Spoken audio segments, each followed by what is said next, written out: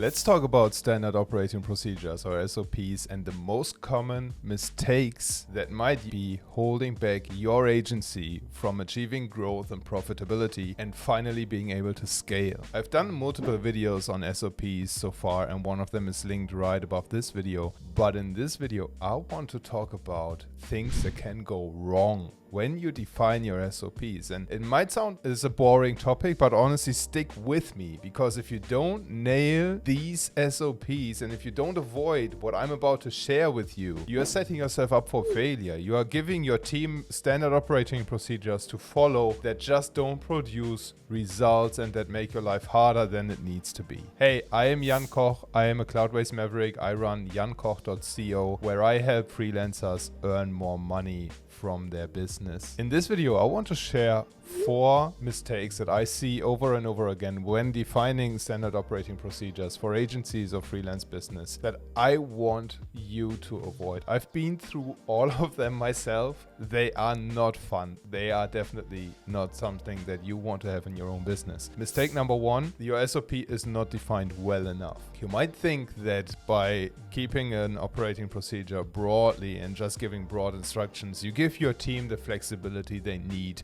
to do a process the way they want. The problem is this doesn't breed consistency and your overall quality of service is going down. You're not giving clear enough instructions and you are causing more confusion than actually giving clarity. Mistake number 2, not having SOPs at all. You might think that you are just a one-woman or one-man show. You don't need standard operating procedures, and let me tell you, you need them. Even if you're working on your own, you need them because you want to make sure that you do the same task in the same way over and over and over again. And you don't need to go to an extent and define every single process in your business, but start creating and collecting SOPs. Even if you're just working for yourself, you'll be able to identify bottlenecks way faster this way. Mistake number 3, you are defining your SOPs in too much detail. So opposing to mistake number 1, where you had too broad definitions, you can also make your SOPs too detailed so that you spell out every single little step, every single little click in a tool or something like that.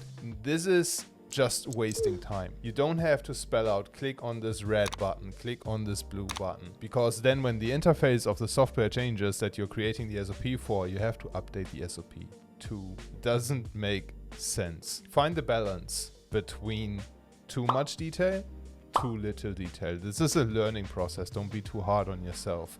But if you nail this, you save yourself so much time in debugging errors. You create consistency. When the processes are well defined, you can find problems in your process execution much quicker than you could without having an SOP. And lastly, mistake number 4, you don't have an update process. What if things change? What if you want to introduce a new WordPress plugin into your stack? What if a new update comes out that changes the UI completely? You need to find a way to keep your SOPs updated for that, so that you not just become more efficient, you breed consistency, you find errors quicker, you make sure the projects get delivered on time, and you can onboard new stuff easier. You also give your team the ability to update SOPs themselves. This is super critical. Now here's how we do SOPs for jankoch.co. Whenever we do a new task that we know is going to be repeated over and over again, one of the team members, either myself or the expert working on this project, creates a screencast using OBS or Camtasia or ScreenFlow or whatever your favorite tool is. Loom is a good alternative as well. We then add that screencast to a database of standard operating procedures. Can be Airtable, can be Notion, can be just a simple Google Sheet really. Don't overcomplicate this process, but you need to find a way to store SOPs so that everybody in your team can find them when they are looking to actually execute on this specific SOP.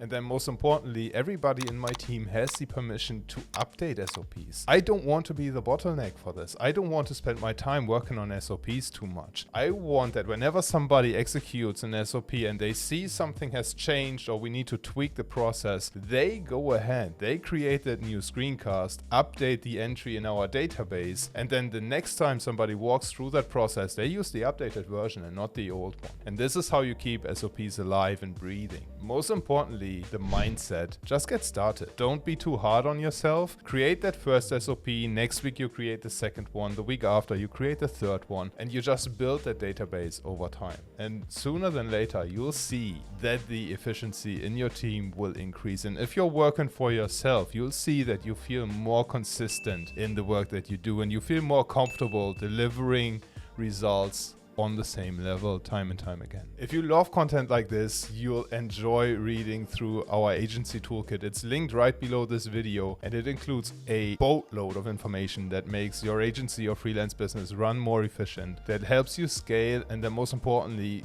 helps you stay sane as a business owner. That's our mission. We make your life as easy as possible so that you can grow your business and we can grow together. Thanks so much for watching. Don't forget to hit the like and subscribe if you got value from this video. Leave a comment below with your most important takeaway. Maybe share a lesson that you've learned around creating SOPs, and I'll see you in the next one.